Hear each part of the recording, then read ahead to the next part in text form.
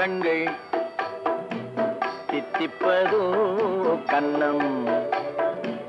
சந்தித்த வேளையில் சிந்திக்கவே இல்லை தந்துவிட்டேன் என்னை முத்துக்களோ கண்கள் தித்திப்பதோ கன்னம் சந்தித்த வேளையில் சிந்திக்கவே இல்லை தந்துவிட்டேன் என்னை